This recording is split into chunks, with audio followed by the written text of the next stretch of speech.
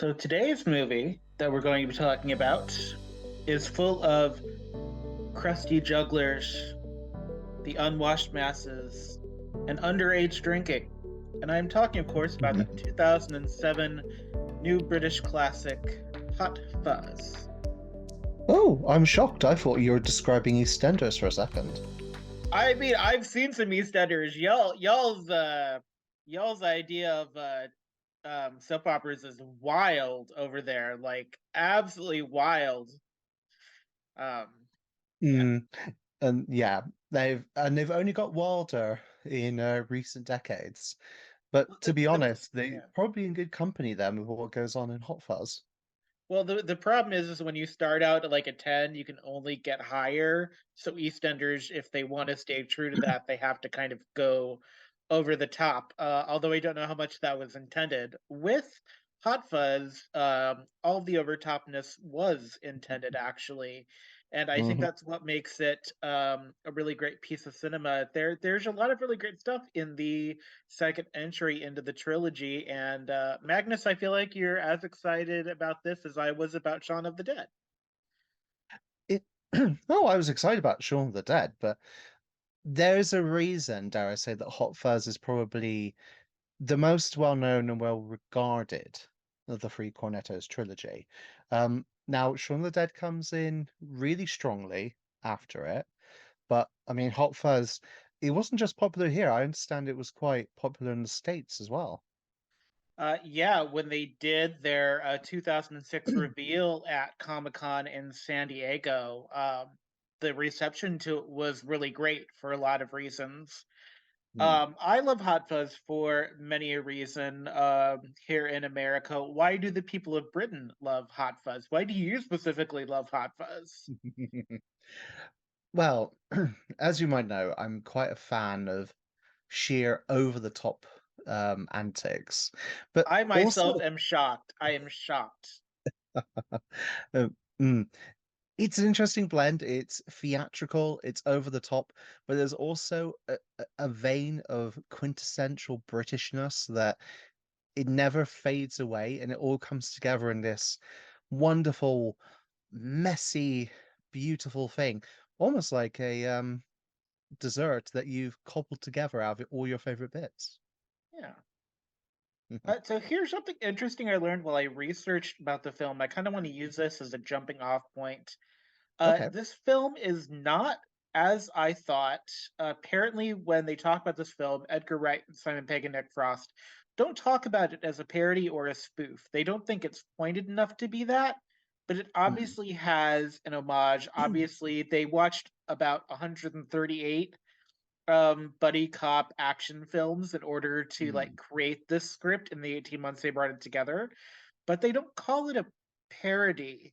They don't I don't remember what the interview was exactly, but it's the idea is that it's not pointed enough about things in the genre. It uses the tropes of the genre, but it's Mm. not pointed about them in their eyes, which I found kind of interesting because Shaun of the Dead's not really a zombie parody either. It's a zombie love story, which was new.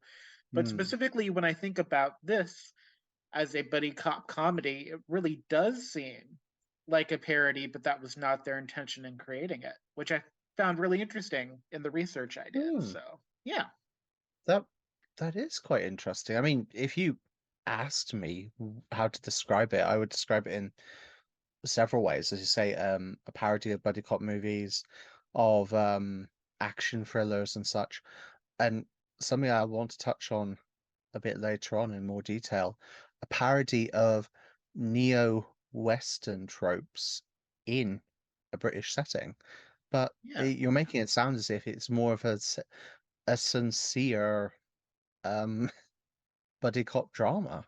I think sincere comedy is a thing that we don't grapple with enough, but I think Hot Fuzz, especially if the people that created it are saying it's not a parody and it's not a spoof, is something to really think about. I think the big thing is the idea that they felt there wasn't a um, action adventure cop drama in British tradition. So in British tradition, you have a lot of Mm. spy thrillers. You've got The Avengers. You've got Prisoner. But the way they felt about it Mm. was they didn't feel like every other country seemed to have a version of like the cop thriller, and show Hot Fuzz is both a comedy, but more to the point, it's a buddy cop thing mixed with quintessential Britishness in a lot of ways. Mm. And I think it really works, especially if there really isn't any other buddy Yeah. cop comedy. And apparently they really just wanted to go Oh. back to one of their childhood hometowns and like shoot up the place. Like that was one thing on the Wikipedia page is either Simon Pegg or Nick Frost was like, yeah, I just really wanted to go home and blow stuff up. And that's what they ended up doing, I guess. And decidedly quite well indeed. Yeah. No, you're right, actually. So thinking about it, with British cop dramas over here, they're usually like midsummer murders, which are revolving around drama and more of a murder that's happened. Um, or you have something like The Bill, which is again, it's a British soap opera about policemen and such, but it's more about crime and the issues around it and everything.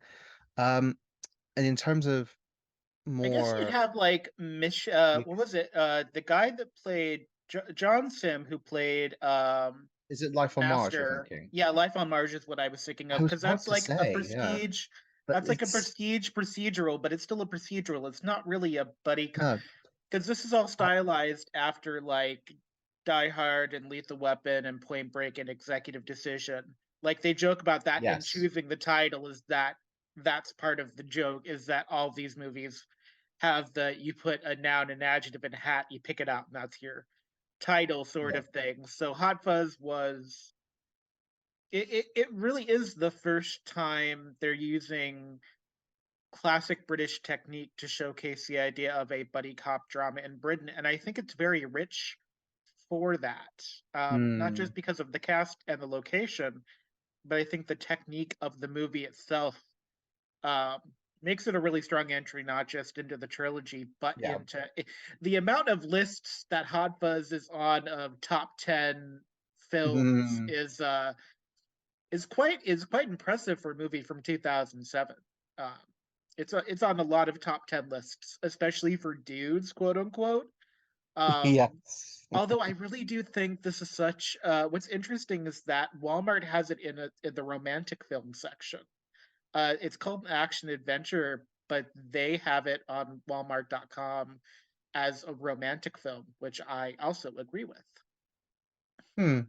No, I see the point there, and we sort of touched upon this with going back to Shaun of the Dead. We touched upon this last time that Shaun of the Dead is a bit of a multifaceted film because it touches on several different genres and all of them quite worthy to call it a film in that genre.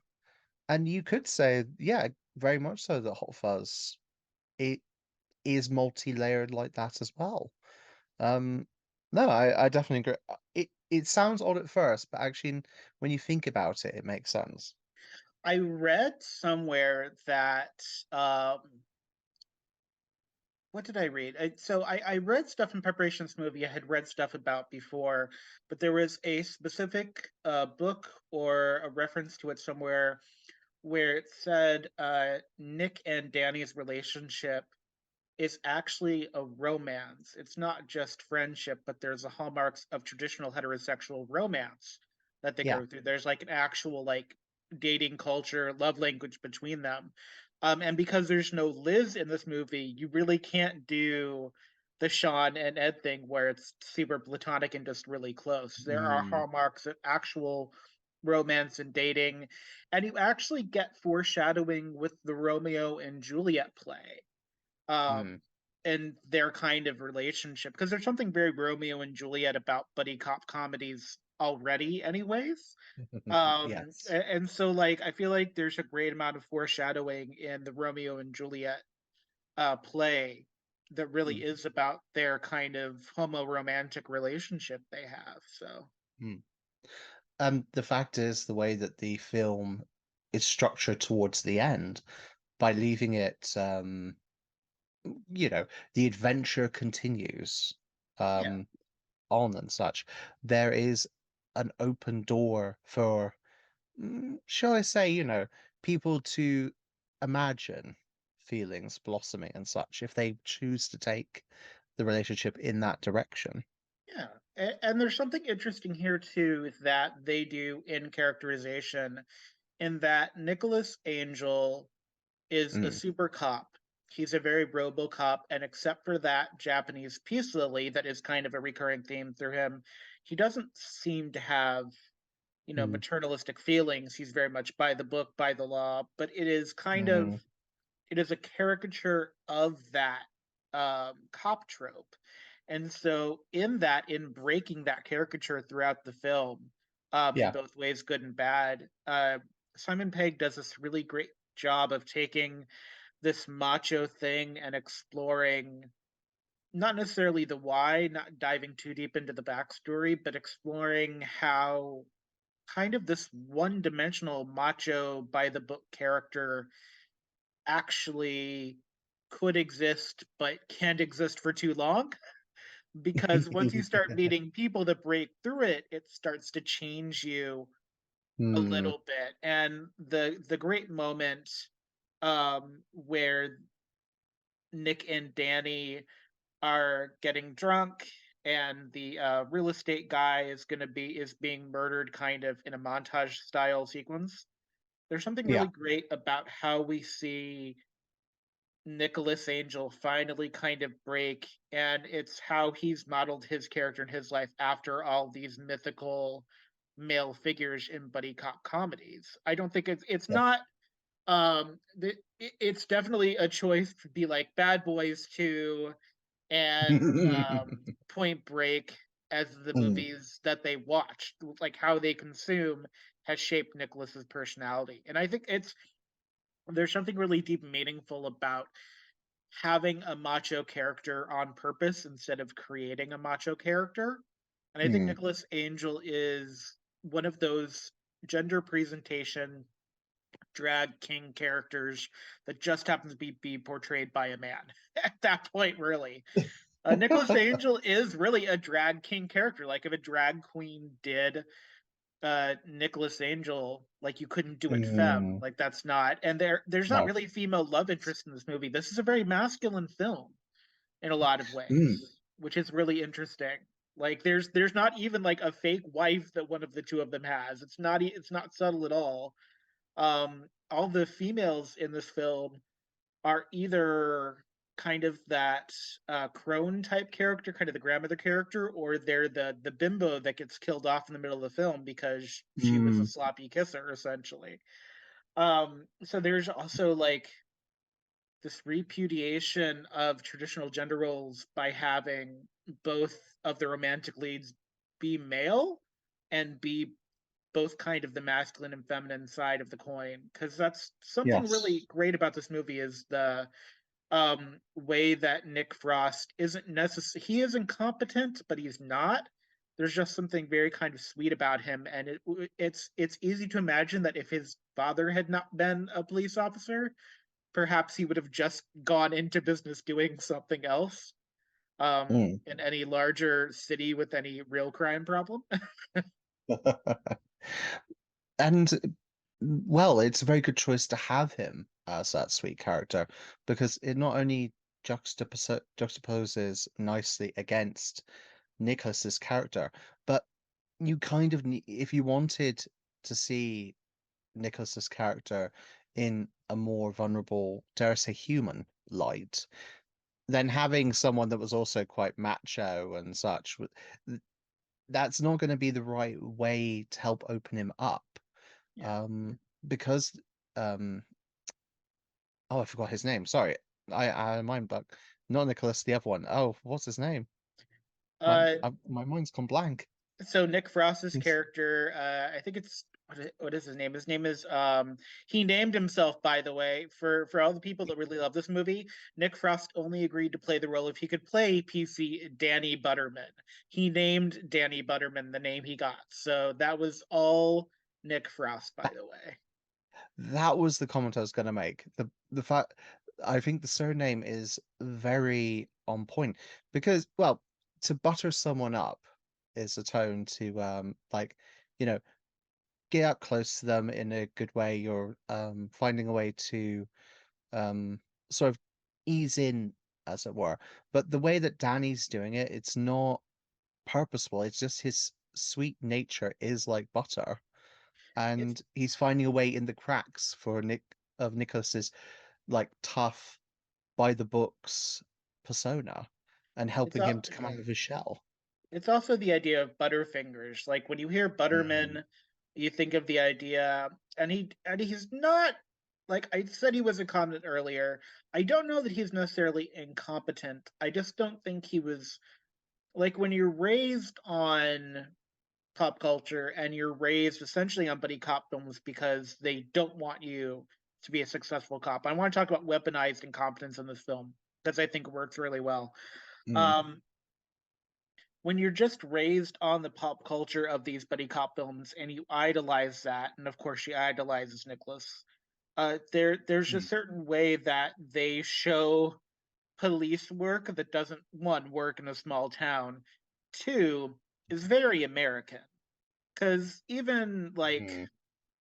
even buddy cop comedies in other countries, I have a hard time thinking that they didn't ape the American formula at least a little bit. Mm. I haven't watched a lot of buddy cop because it's not really a genre I like, but I have a hard time imagining that of the 138 films that they watched to make this, 95% of those are probably American. Yeah.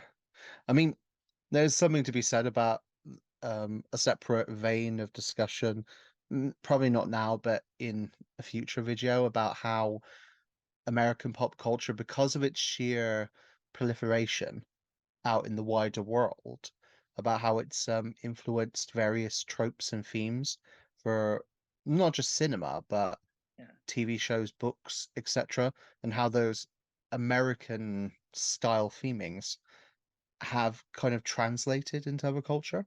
But And it's not that's always beside the good. point. It's very No. often not. It's very often not what we. It's very often does not help as much as it does anything else. Yes. But back to the point at hand with Yeah. what you were saying. Uh, Hot Fuzz is an incredible film, not just to study how to do something that I Mm. guess is not a parody, but there's also something really interesting about the setting. This is almost an anti-Vicar Mm. of Dibley. We talk about Vicar of Dibley, and we talk about kind of this countryside, and we talk about how, the vicar comes in and she's very different and she's not what Yes. they expect and she changes their hearts. This is the anti that, where in this city Mm. kind of changes Nicholas, but also morphs around him to become a more authentic part of itself. There's a really Yes. interesting essay somebody wrote about Hot Fuzz as a queer culture and about the idea of erasure. I don't know. I can't disagree with that because that's this person's viewpoint on the film. But that's an Mm. interesting kind of take on the film I hadn't considered, the idea that this movie is about the danger of conformity, because it is. But for It me, is, this yes. movie is also about the idea of weaponized incompetence in order to achieve a goal. And of course, in 2007, we Mm. weren't talking about weaponized incompetence. That was something that really just started to come up in the past couple of years in the idea of relationship on like Reddit. And of course, I see on Mm. Instagram because Instagram doesn't want us to do original, authentic things there anymore. Um, which is a whole other thing entirely. But there's this really Mm-hmm. great thing in that the first half of the movie, you spend the entire time feeling really bad for Nicholas Angel because he gets transferred to the small town. He gets promoted and then demoted like right away. 0.02 seconds, he's promoted, then demoted, essentially. Um, and it's the idea of, you think it's just going to be kind of this kind of straight movie of, well, he lives here now, he's just waiting to get out of it. And even when kind of that first murder happens, maybe it's a one off. It's not that big a deal. He gets gaslit some. And it's not until you get to about the halfway point of the movie when you start to realize that not everything is as it appears, and that all the problems that Nicholas Angel has had up to this point actually were calculated by this kind of NWA home council, homeowners association, and this idea of perfection. And the movie Yeah. really starts at that halfway point when you think that Danny has crossed that line into becoming kind of an evil buffoon henchman type character. And Yeah. because Jim Broadbent is one of my favorite eccentric, low key villain actors, they do a really good job of you don't know, like there are some hints to it, but you really don't know until they have that conversation on the roadway where he's sending Nick away essentially from the village, where it's like, Mm, no, things are not what they appear. It's a really great movie because the first half of the film seems so different from the second, but they work together so well. And this sort of mm, weaponized incompetence is really, it's still very apropos to the moment, to today. And so, like, if you watched it yeah. today, you could still see themes we're talking about in interpersonal relationships deep within this movie. Mm, Um, and I'm kind of obsessed with the idea too. I think it's great because there's not really movies like this in other mm. genres. The idea of No. weaponized incompetence Yeah. doesn't really exist as a conversation point, because normally when it's done, weaponized incompetence is done in like a sitcom, and it's done to make the slobby, overweight male character become really funny and buffoonish. When the other point of that is how the female character suffers and has to become a shrew. And we saw that in like King Mhm. of Queens. We saw Yeah. it in Everybody Loves Raymond, especially. And it's this idea of doing it as this kind of low level plot that I really love. Mm, And I kind of wonder yeah. if we look at gender politics in the Edgar Wright films, if we see that kind of in Baby Driver and in Last Night in Soho, because I think we see a little bit of it in Shaun of the Dead. We don't really see it in World's End because everything is kind of subsumed by Gary's anger. Yes. But the idea of weaponized incompetence, the idea of using these settings in this kind of unique way, I wonder if we see that like in other spaces in Edgar Wright's films. Because Mm, I kind of want to go back and watch now and see if that kind of thing exists mm. elsewhere. So yeah, No, definitely. That would be an interesting train of thought to investigate with that. You'll have to let me know if when you do manage to rewatch them, how that goes, if that is something that is noticeable in that. yeah, So, first of all, I'll say I agree with you. The writing in this film, the narrative and such, incredibly on point. And you're right that there's nothing quite like this or Shaun of the Dead and such out there. Hot Fuzz really was one of those pleasant surprises that come around every once in a while. Like a proper, true, authentic work by a bunch of talented people that they wanted to put out and it put out and it did and it showed why it did really well. And it is one of these great things that just happens occasionally when all the right factors are there in the air and everything yeah. and nothing messes it up. It does. It also Um, does still keep to that iconic cast of characters too. Like this is the first time yes. we really see Martin Freeman in the movie. Bill Nighy comes back. Oh, Um, yes. Oh, Rafe Spell, and I think it's Patty Considine and Rafe Spall as the two Andys is pretty mm, iconic. Not Bill Nighy, the Olivia Colman is the really great female police officer, Doris. yes. I thought, what was his name that was in? Yeah, so Bill Bailey is in this film, who is also part of the Spaced family. So when some people think about this, they think about this as kind of part of the, um, if this is the sophomore slump from the Spaced people, but Mhm. not all the cast that was in Shaun of the Dead that was also in Spaced is in this. So I really do think No. this is its own project. Um, Oh, yeah, totally. I would say that each of these films in a different way of this trilogy are a love letter to different types of British popular culture. yeah, Obviously, this previous one was like British zombie films and horror films. This one is British cop dramas and such. The next one is British sci-fi with a Doctor Who bend, dare I say. yeah, Um, and it, it feel when you look at the casting list, it sometimes it's almost like a who's who of talented British actors. Um, One person I found out whilst having a look into the details of this film that I completely forgot about that was in this. Um, Cat Blanchett actually appears in an uncredited role, Yeah, which she took plays me by Janine. surprise. The recurring thing about Janine and Mm. not Janine. That's Kate Blanchett playing Janine, not playing the not Janine. Which I find it made me chuckle and giggle. It To learn about that as well. it's just fantastic. Um, and to go on to something else that we touched upon beforehand, the atmosphere of the film and such. So to just give a brief recap of how I saw this, I went and saw this by myself in the cinema when it came out in 2007, I believe it 2007 was. is correct. Yeah. And I didn't know what to think about it. I mean, by the poster, I could tell it was going to be something about cops with guns and such. But my young, naive mind didn't know any better. Sat down, was watching it. I was enjoying it, but I was wondering where it was going.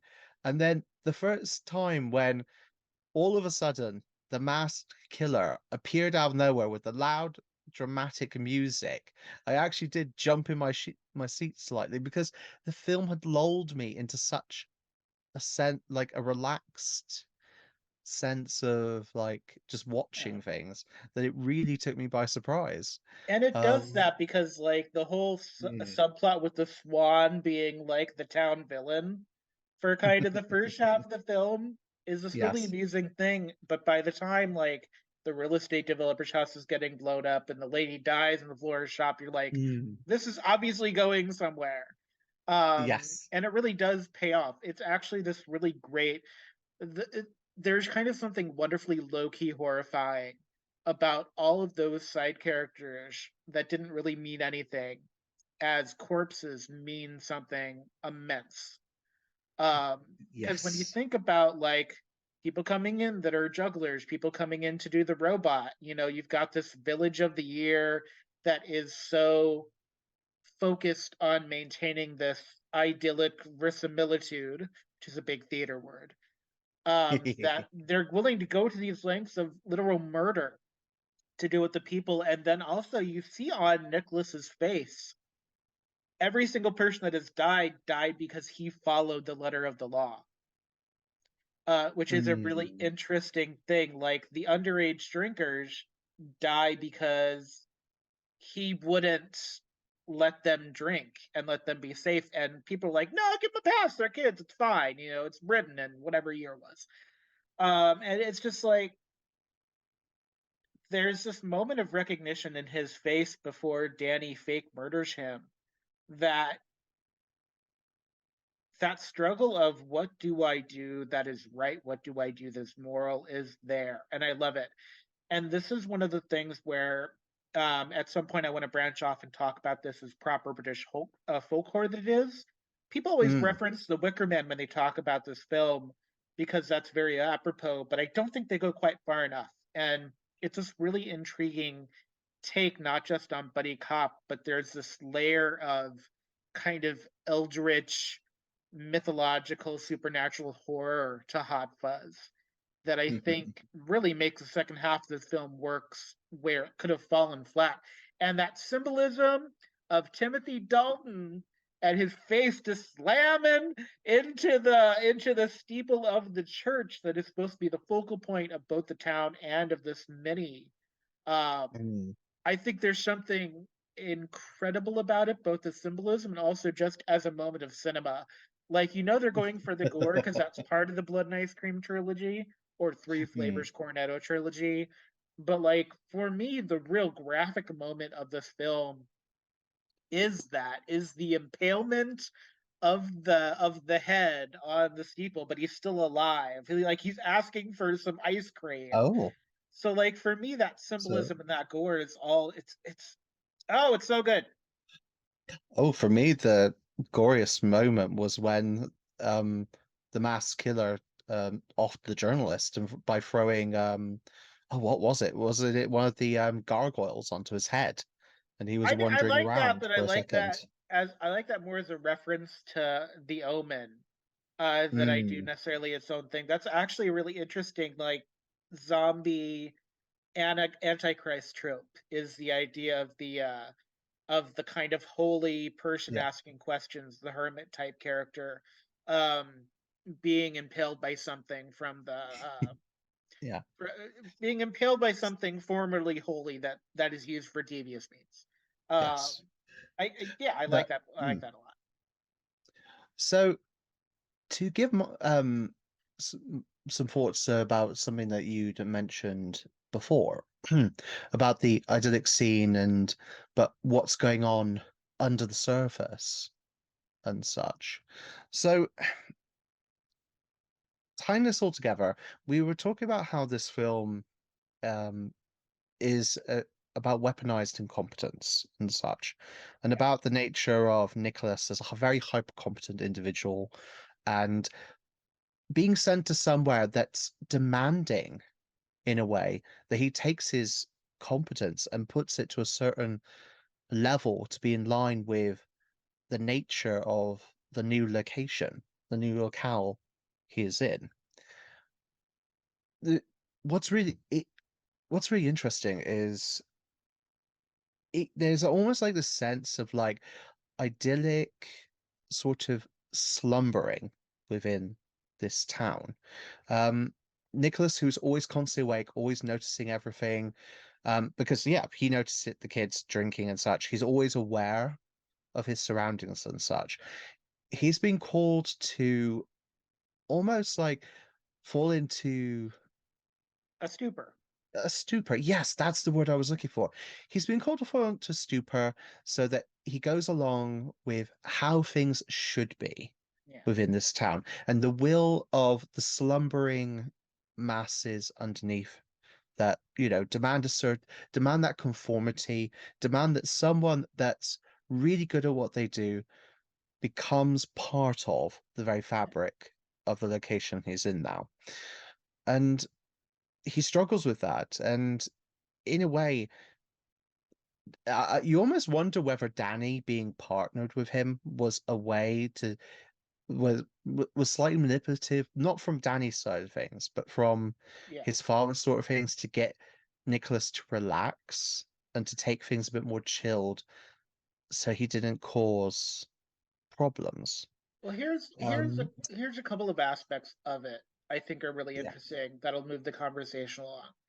It's the idea of I don't think Jim Broadbent as Danny's dad hated Danny. I think in a way he wanted to give Danny something he wanted, and Danny desperately wanted to be a partner in one of these movies. Hmm.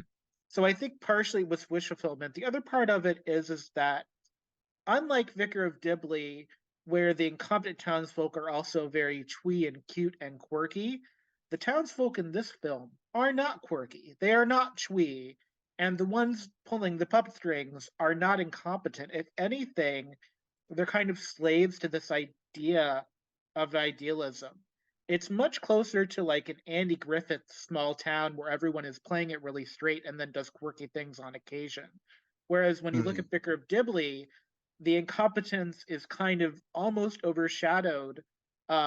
Everyone except Owen and that weird like bestiality humor subplot that he has going on uh, is not so incompetent as they are just very like cute and adorable and silly in the things they like. Hmm. Except for Alice, who doesn't get jokes, but I haven't actually done any like long term like if anyone has done any Vicar of Dibley stuff to Hmm. kind of like look and see if they meant that character to be a village idiot or to just be a very sweet, naive Mary Magdalene type. But it's really interesting because Hot Fuzz doesn't couch the incompetence in these kind of twee terms. It doesn't make it seem like it's the new girl where everybody is just so quirky and they can't help it and lol. No, the incompetence seems built in, and so there's this idea that I don't think anything that happened in this movie was without thought. I can see them at the NWA council going, "We're getting this new guy in who's really straight laced. How can we either trip him up or how can we get him to like fall into the quicksand easiest?" And the easiest way to do that is to have the sons person with him to give that Yeah. personal connection. Because if you put Doris with him, maybe he doesn't fall in line as quickly. If you put one of the Andes with him, then you've got to break the Andes up. It's one of those things where like there must have been a calculated conversation off screen once they knew this guy Mm. was coming. And also, I can't imagine there wasn't a phone call about the idea of we're sending this guy to you because he's too good and we want you to wear him down. Like, I can't imagine someone in London didn't see this idyllic town with no crime and go, oh no, there's something going on here. But we're going to send someone there for punishment. It's like a purgatory prisoner type thing. There's something about Hot Fuzz that has a very prisoner esque nature to it, where Mm. there's this feeling of being trapped, this feeling of not being able to use your talent to the highest level, the Yeah. feeling of being, because in The Prisoner, he's sent to this place to retire because the MI6s thought the lead guy had like given up information or had like decided to go over to the enemy or something in the first Mm. episode. So there's this sense of this is the first whole half of Hot Fuzz is Jess from Gilmore Girls arriving in town with the song "This Is Hell" playing in the background, and it seems more like punishment. But as the layers are peeled back, it's actually a Mm. guy in the right place at the right time. Once he learns to start letting go of the thing that has kept him from connecting with humanity. And I think it's such Mm. a good layered film in with the humor. Because if it didn't have the humor, this film would have flopped. Like without the humor, especially if you don't make the citizens of the town kind of twee and quirky, you kind of lose the whole film without the humor of it. Because then it just becomes too much. Oh yeah. And then it becomes just a film about a very nutty mass murder cult community. Which normally I would enjoy, but it doesn't work without the humor here. The reason The Wicker Man works, especially the original Wicker Man, is that there is this sense of intrigue. There is this sense of not glamour, but of nature. There's a sense of freedom and frivolity and nudity, and the sense of like sexual liberation that keep The Wicker Man from becoming too dry. Mm. um, which I kind of want to talk about in the next portion here is to talk about the folk horror element of Hot Fuzz because I think it fits in really well with what British does well, which is folk horror. Mm. Yeah. And from my side of things, I would like to discuss how Hot Fuzz is pretty much a neo-Western in a British setting. British horror has this really great fascination with not quite the occult, but with the idea of the mysticism it left behind when it picked up Christianity. You see it a lot in stuff about the Druids, especially, but there's this really great thing of British folk horror where you take someone from the city and you send them out in the country and it screws them up. So you've got the Wicker Man, you've got Haxon, you've got a field in England, you've got Robin Redbreast, Cry Banshee. A lot of the Hammer films deal with this in a way. What's interesting about the British countryside now is that really there aren't, in film at least, there aren't a lot of woods, which is normally where a folk horror film takes place, is in kind of this wooded, mysterious area that you can get lost. So in Mm. Hot Fuzz, the woods have to be the town. It has to be the catacombs, it has to be the cathedral, it has to be a way to disorient Nicholas. And they can't use sex like they did in The Wicker Man. The Wicker Man is the easiest one, it's the most obvious one. The comparisons are apt because Nicholas Angel is a very hard nosed sort of detective, just like the detective in The Wicker Man is, except The Wicker Man is really about religion and sexual liberation, which is not something happening in Hot Fuzz. But there's this idea in British folklore that is so prevalent of the other. I really want to get Woodlands Dark and Days Bewitched, which is a history of folk horror everywhere. Mm. But in British folklore, of what I've found, it's the idea of other and the idea of persecution and the idea of how oddity fits in with community that is really grappled with. And often Mm, oddity wins by being brutal and grotesque in its own way.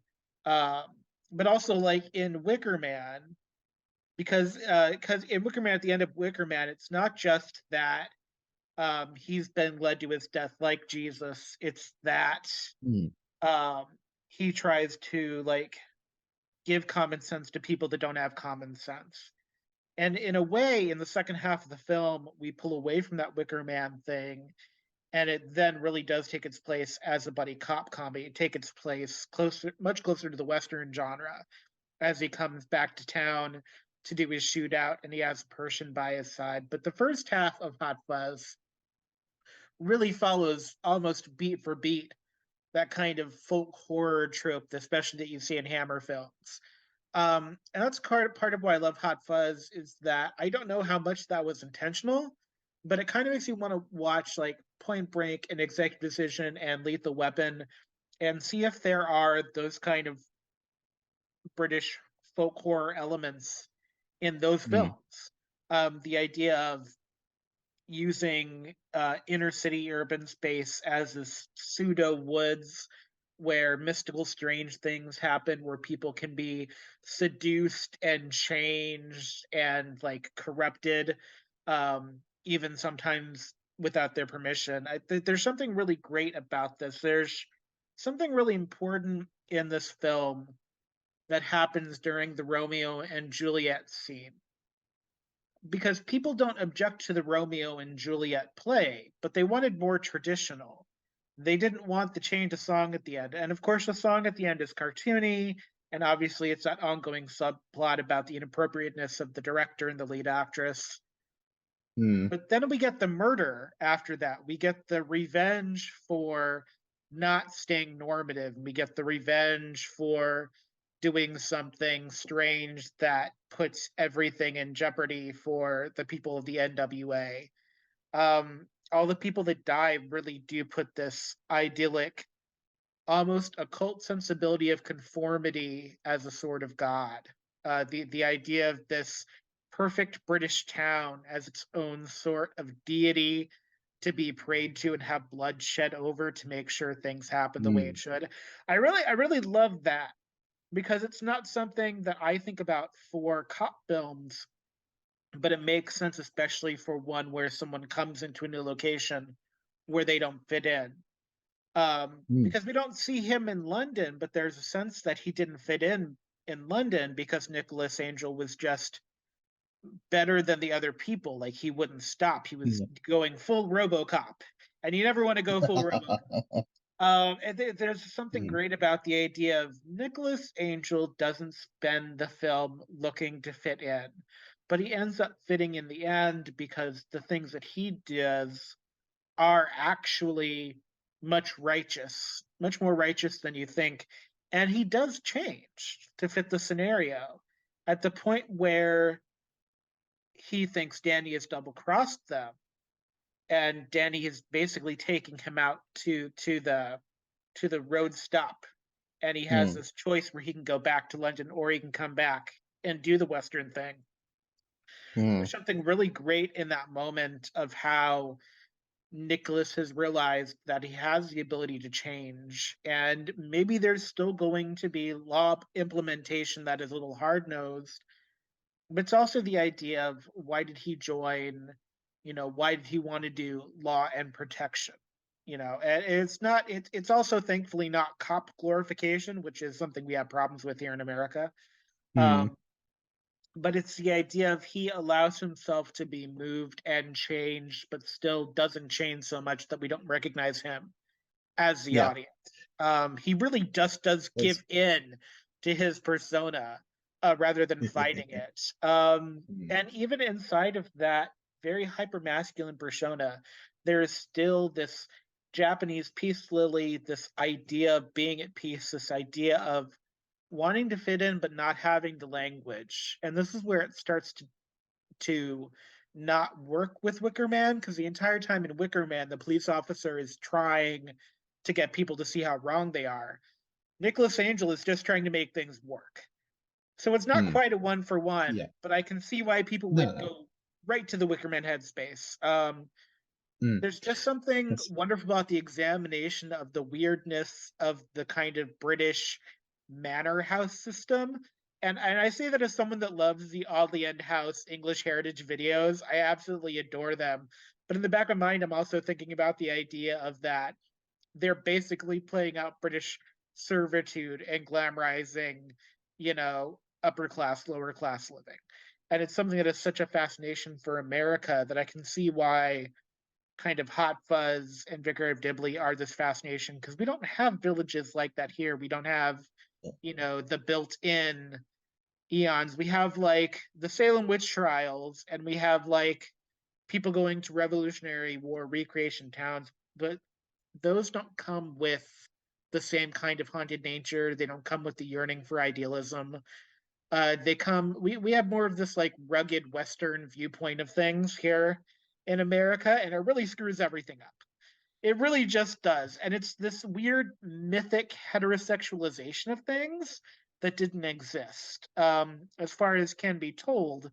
Western films, especially, don't really portray the reality of things, which was it was not quite as straight or quite as white as or quite as male driven as we want to believe it all was.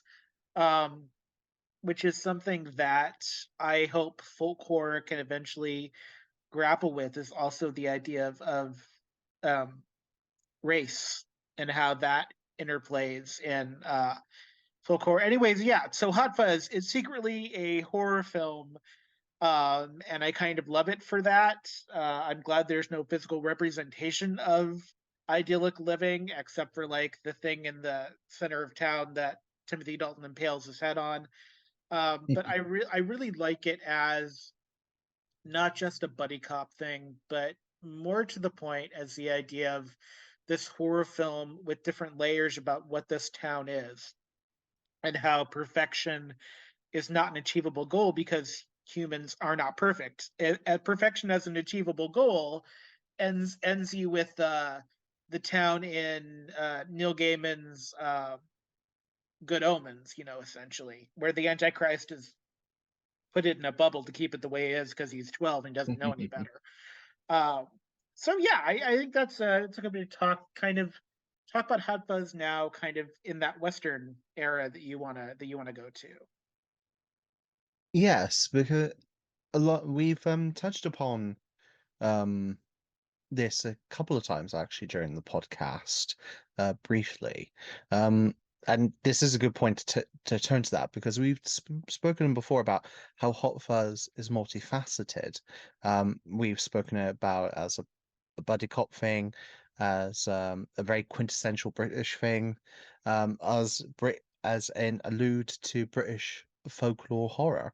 Um, but to my mind, the beat for beat plot points and the characterization of Hot Fuzz almost feels like it could be a neo-Western or even a Western story. And you could have taken that and put it into a Western film, and it wouldn't feel at all out of place. You have a so you have a righteous person sent by his superiors to a out of the way location out of jealousy because for some reason he's banished, he's exiled, arrives in the town. um it's not lawless, it's everything's going fine, it's a dead end job. He starts to become friendly with the locals, starts to slowly fit in and such.